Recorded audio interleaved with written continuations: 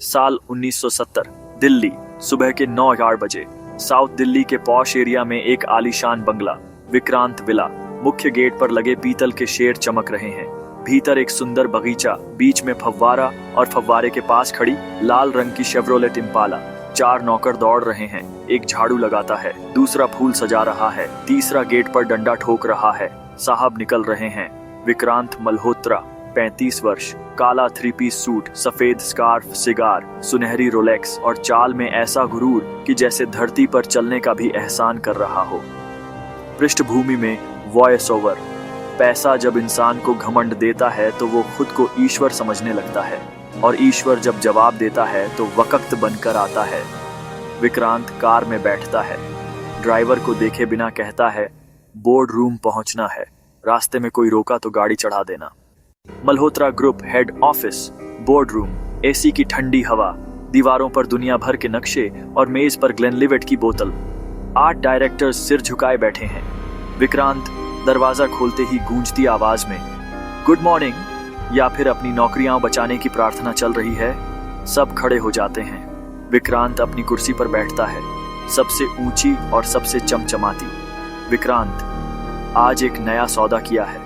70 एकड़ जमीन मिलेगी, लेकिन वहां एक अनाथालय है। डायरेक्टर शर्मा, सर, वो अनाथालय पिछले 40 सालों से है। बच्चों का घर है वो। विक्रांत धीरे से हंसते हुए, घर बिना छत के? अच्छा मजाक है। बुलडोजर भेजो, एनजीओ को 1 लाख का चंदा दे देना, सब चुप हो जाएंगे। कोई बोलता नहीं। डर इतना कि सांसें भी धीमी चलने लगती हैं। शाम 7 बजे। विक्रांत लौटता है। गेट खुलता है। नौकर लाइन में खड़े हो जाते हैं। वो किसी को नहीं देखता, सीधा अपने कमरे में जाता है। डाइनिंग टेबल पर उसकी पत्नी अनामिका बैठी है, साड़ी में, शांत पर थकी हुई। अनामिका, नितिन आज फिर पूछ रहा था, पापा आएंगे क्या? विक्रांत बैठते हुए, बच्चा है, पूछता रहेगा। उसे स्कूल भेजना है या महफिल में नचाना? अनामिका, उसे सिर्फ तुम्हारी एक मुस्कान चाहिए। विक्रांत बिना देखे, मैं हर किसी की ख्वाहिशें पूरी नहीं कर सकता। वो ब्रांडी पीता है, अखबार पढ़ता है और उसकी पत्नी आंसू छुपाकर उठ जाती है। अंधेरी रात, एक पुरानी कोठी में वैज्ञानिक राजेश मिश्रा काम कर रहा है। तारें, मोटरें और एक अजीब सी मशीन। दरवाजा खुलता है। विक्रांत अंदर आता है। विक्रांत, सुन रहा हूं तू टाइम मशीन बना रहा है।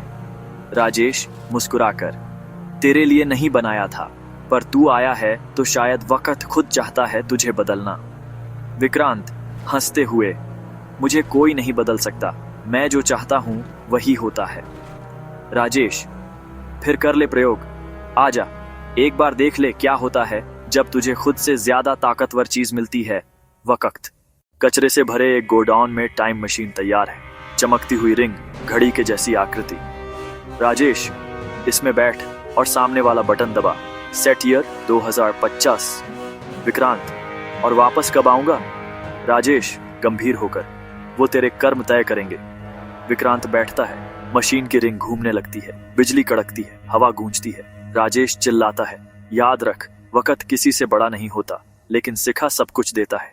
ब्लास्ट, रोशनी, कंपन और फिर अंधकार। साल 2025, दिल्ली। एक फ्लाईओवर के नीचे, ट्रैफिक का शोर, क्यूआर कोड की दुकानें, एलईडी होर्डिंग्स। विक्रांत जमीन पर पड़ा है, कपड़े मैले, चेहरा गंदा, रोलेक्स गायब। वो उठता है, लोग घूरते हैं।